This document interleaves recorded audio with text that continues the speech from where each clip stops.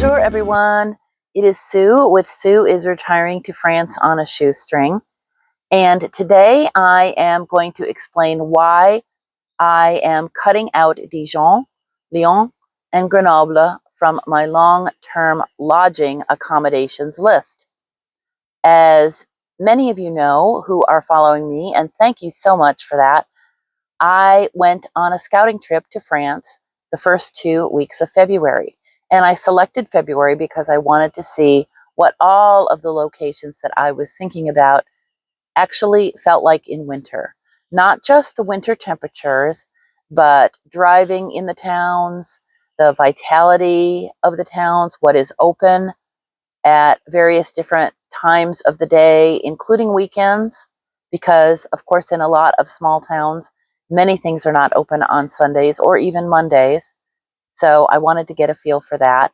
And I came away with some really good information about places I don't want to live, and also some places that we drove by or drove through that definitely did make my list to look at more once I am settled in Castelnaudary for my 90-day initial lodging period starting June 1st. So why did I knock these 3 towns off the list? A lot of it did have to do with location, and it did have to do with weather that tends to be more prevalent most of the time in these locations for the winter months. And that is, of course, cold, kind of dreary, rainy, and a little bit foggy too. And that's perfectly fine for the trip that we were on to go and visit. I don't mind bad weather visiting places, but I know that that's not really what I want to live in long term if I could select my location. That said, these 3 locations did not make the cutoff list, but I will want to go back to each one of these cities in the future to spend time and learn more about what's going on a regular basis, checking out some of the beautiful cultural amenities that each of these cities have, but those will be visits and those will not be lodgings. So let's start off with Dijon. Dijon was our first stop, our first night, and we didn't get in until late, which was not the plan, but that had a lot to do with me kind of messing up where the rental car was supposed to be picked up in the Charles de Gaulle airport, and I completely screwed that up. I made my reservations through AutoSlash, not recognizing that that is kind of a secondary purchaser, and my actual car rental was through Auto Europe. And so I spent an awful lot of time looking for the rental counter for AutoSlash, and there is not one. So that's my bad. I just didn't pay attention, and I was tired, obviously, by the time I got off the plane. So don't do that if you make your reservations through AutoSlash. They work with all the major car rental companies to get you the best deals, but they do not have their own cars. On our way to Dijon, we spent a lovely afternoon and early evening traveling through the countryside on secondary roads. I did not want to go on the highways simply because I wanted to check out the secondary roads, check out a lot of the towns in the, I guess you'd call it northeast kind of sector on the way from Paris down to Dijon, and did not disappoint.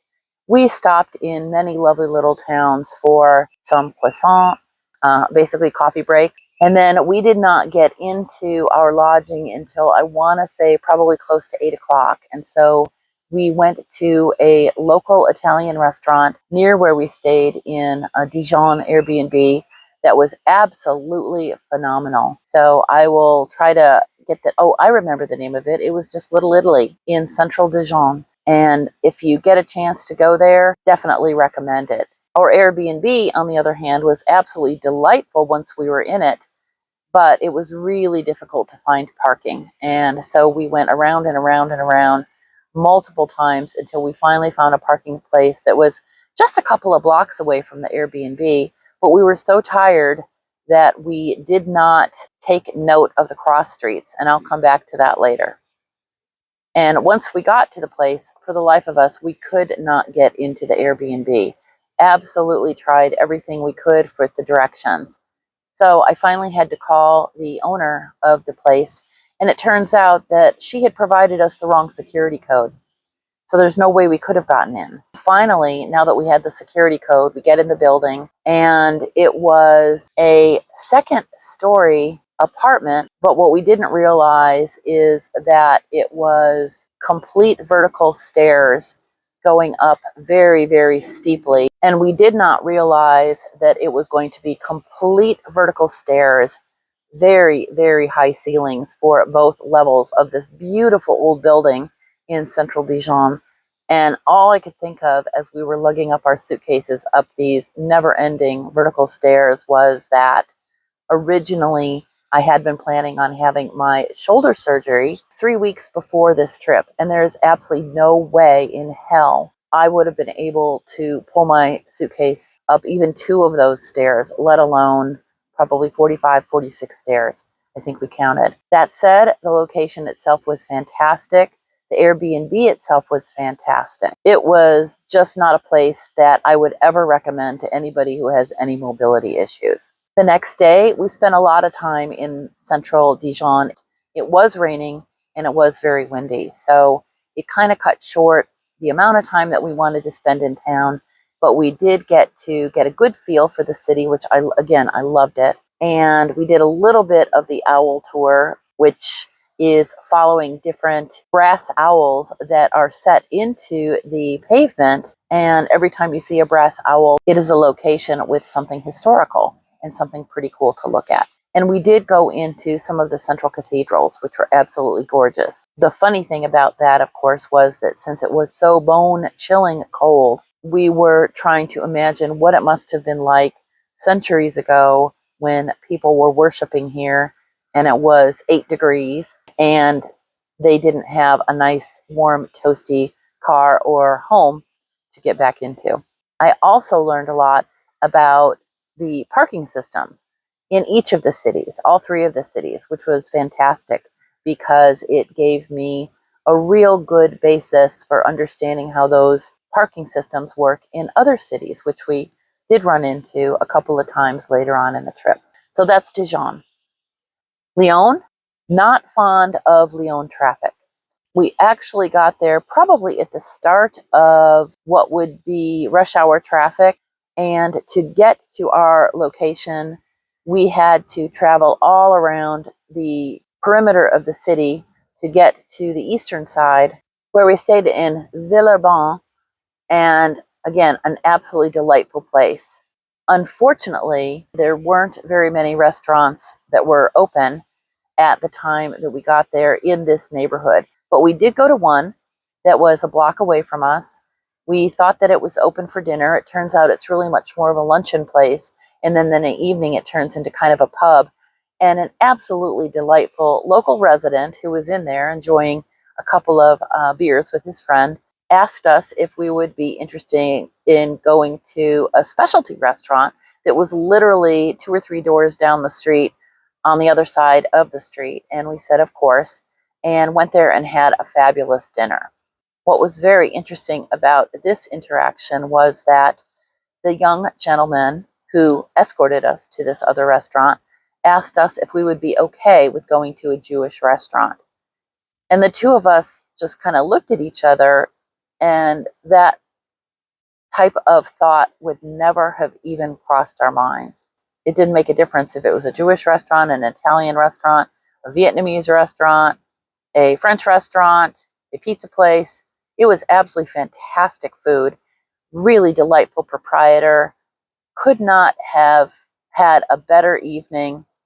And the name of the place escapes me right now, but I will put it in the description so that anybody that is staying in Villeurbanne in that area might want to give it a shot. Again, phenomenal food. The next day, we got up and we did a full morning touring the Museum of the Resistance that is in Lyon. And there are several of these in various different towns.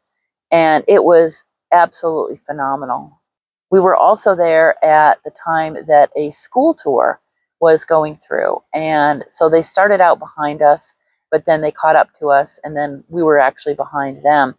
And it was fascinating to see the teachers and probably the aides interacting with the students They were middle school students, and in the United States, I don't think I've ever seen students that have been that respectful and that engaged and truly interested in what their teachers were saying. It really spoke volumes about the difference of educational systems. And coming from the US, of course, having many, many friends in the educational system, grade school to middle school to high school and on, you know how difficult it is to manage kids in the US today. So it was an eye opener in a very good way. From Lyon, we traveled down to Grenoble, and we got in about middle of the afternoon, and again, another lovely Airbnb place, and it was right on the metro to go into town. We decided not to go into town. We found an absolutely fantastic Vietnamese restaurant that was on the metro line, but just shy of going into the center city, as we were a little bit outside of the center city, not far. And we just had such a delightful time there, and we were tired, so we decided to go back and crash. So those 3 days were very interesting and very educational. Oh, we also were not able to do the one thing that we wanted to do in Grenoble, which was go to the tram that goes up to the top of the Bastille. Both of those were closed until about 5 days after we had been gone from there. So in that period of time, there really just wasn't as much that we wanted to do. There was another Museum of the Resistance, but we had just done that in Lyon, so that was not going to happen. So that's pretty much it for these 3 towns. So the main reasons that they got knocked off my list was because of the weather, because of the likelihood of long winter seasons. And also I realized that all 3 being beautiful, larger cities, I don't want to live in a larger city. I have lived in big cities before. And it made me recognize that in order to probably really enjoy living in these cities the way that I want to live, I would probably be living out in the suburbs or a smaller town relatively close that I could get in on a regular basis. But if I'm going to be living in a suburb or a small village, then there's absolutely no reason to keep considering large cities where I'm not the type that is going to take advantage of all of the cultural offings on a consistent basis. Infrequently, yes, but not consistently. Beautiful towns, will visit again, but not for me long term. And that's it for today. My next video will be talking about our several days on the Mediterranean coast and the cities that we explored there. I wish everyone a bonjour, a bonsoir. Take care of yourself, and I'll see you again soon. Au revoir.